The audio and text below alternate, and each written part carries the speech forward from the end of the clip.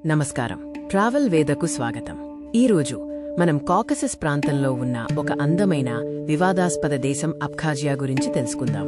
Abkhazia నల్ల సముద్రం తీరంలో ఉన్న ఒక ప్రాంతం. దాని అద్భుతమైన ప్రకృతి, చారిత్రక కట్టడాలు మరియు ప్రత్యేక సంస్కృతికి ప్రసిద్ధి చెందింది. కానీ దీని రాజకీయ హోదా చాలా సంక్లిష్టమైనది. అబ్ఖాజియాను అధికారికంగా రిపబ్లిక్ ఆఫ్ అబ్ఖాజియా అని పిలుస్తారు. కామన్ పేరు అబ్ఖాజియా, కానీ అంతర్జాతీయంగా ఇది జార్జియాలో భాగమని గుర్తింపు ఉంది. దీని స్వతంత్ర హోదాపై తీవ్ర వివాదం కొనసాగుతోంది. అబ్ఖాజియాను యునైటెడ్ నేషన్స్ వ్యవస్థలు గుర్తించలేదు. కేవలం కొన్ని యుఎన్ సభ్యదేశాలు మాత్రమే దీనిని స్వతంత్ర దేశంగా గుర్తించాయి. మిగిలిన ప్రపంచం దీనిని జార్జియా యొక్క స్వయం ప్రతిపత్తి కలిగిన రిపబ్లిక్గా పరిగణిస్తుంది. అబ్ఖాజియా కాకసస్ పర్వతాలు మరియు నల్ల సముద్రం మధ్య ఉన్న ఒక చిన్న దేశం. దీని అద్భుతమైన పర్వతాలు, ఉప ఉష్ణమండల వాతావరణం పర్యాటకులను ఆకర్షిస్తాయి. దీని మొత్తం జనాభా సుమారు 245,000 మంది.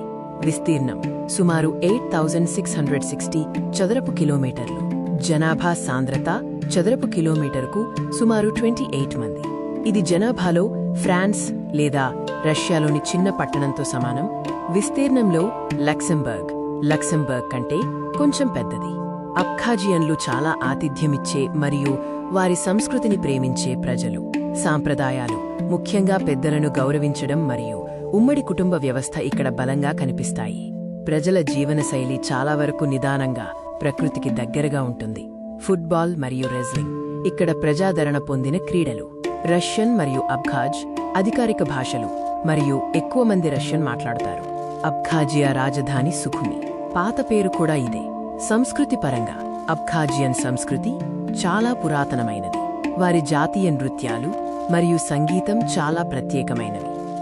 ఆర్థిక వ్యవస్థ ప్రధానంగా పర్యాటకం, వ్యవసాయం మరియు రష్యన్ సహాయంపై ఆధారపడి ఉంటుంది.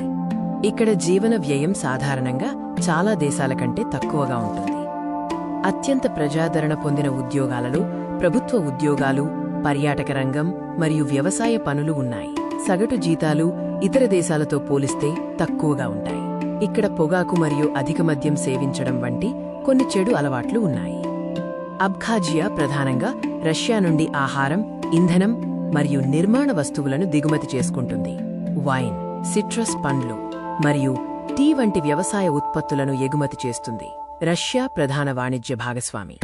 ఇక్కడ జీవన వ్యయం అమెరికన్ డాలర్, జీసీసీ దేశాల రియాల్స్, దిర్హామ్స్ మరియు ఇండియన్ రూపాయితో పోలిస్తే చాలా తక్కువ. పొరుగున ఉన్న జార్జియాలోని కొన్ని ప్రాంతాల కంటే కూడా ఇక్కడ ధరలు తక్కువగా ఉంటాయి. ఆరోగ్యం మరియు విద్య ప్రభుత్వ ఆధ్వర్యంలో ఉంటాయి. ఉచిత విద్య అందుబాటులో ఉంది. ఆరోగ్య వ్యవస్థ ఆధునికీకరణ వైపు మొగ్గు చూపుతోంది. రవాణా వ్యవస్థ మెరుగుపడుతోంది. భారతదేశం, అమెరికా మరియు జీసీసీ దేశాలలోని ఆరోగ్యం మరియు విద్య నాణ్యతతో పోలిస్తే అబ్ఖాజియాలో ఇంకా అభివృద్ధి అవసరం ఉంది. మౌలిక సదుపాయాలు మెరుగుపడుతున్నాయి. సాధారణంగా ప్రజలు బస్సులు మరియు టాక్సీలను ఉపయోగిస్తారు. పాత జపనీస్ మరియు జర్మన్ కార్ బ్రాండ్లు బాగా ప్రాచుర్యం పొందాయి. ఈ-కామర్స్ ప్లాట్ఫారంలు రష్యా ఆధారిత వాటిని ఎక్కువగా ఉపయోగిస్తున్నారు. అబ్ఖాజియా పర్యావరణం చాలా స్వచ్ఛంగా ఉంటుంది, ఎందుకంటే ఇది పర్వతాలు మరియు అడవులతో నిండి ఉంది. పర్యాటకం ఇక్కడ ఒక ముఖ్యమైన అభివృద్ధి అంశం. ప్రపంచ పర్యావరణ మార్పుల ప్రభావం అబ్ఖాజియా తీర ప్రాంతాలపై కూడా కనిపిస్తోంది. సముద్ర మట్టం పెరగడం, అసాధారణ వాతావరణ పరిస్థితులు వంటి సమస్యలపై ప్రభుత్వం పనిచేస్తోంది. ప్రభుత్వం పర్యావరణ పరిరక్షణ కోసం చట్టాలు చేస్తోంది.